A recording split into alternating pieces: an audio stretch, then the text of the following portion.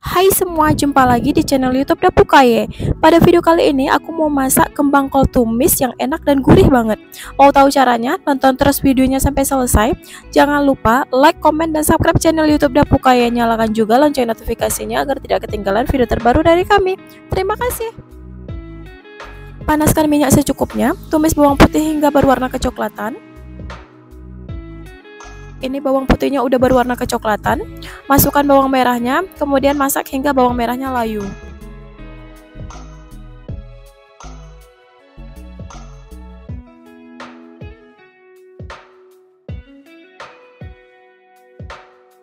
Setelah bawang merah layu, masukkan potongan cabai dan tomatnya.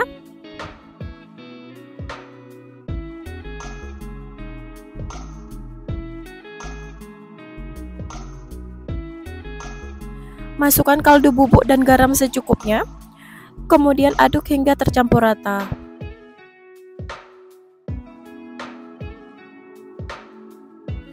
Masukkan kembang kolnya.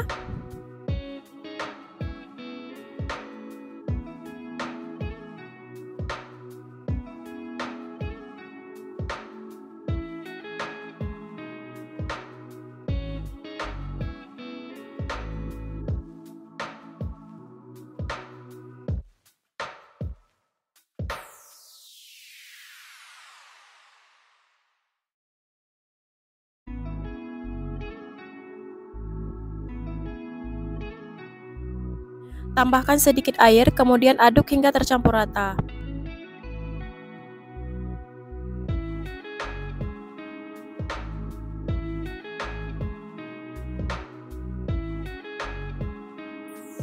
Tambahkan juga 1 sendok teh saus tiram, kemudian aduk hingga tercampur rata dan masak hingga matang.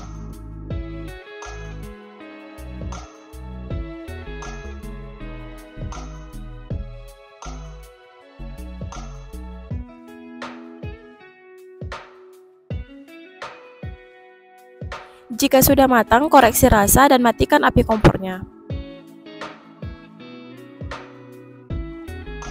Nah, ini dia kembang kol tumisnya siap untuk disajikan.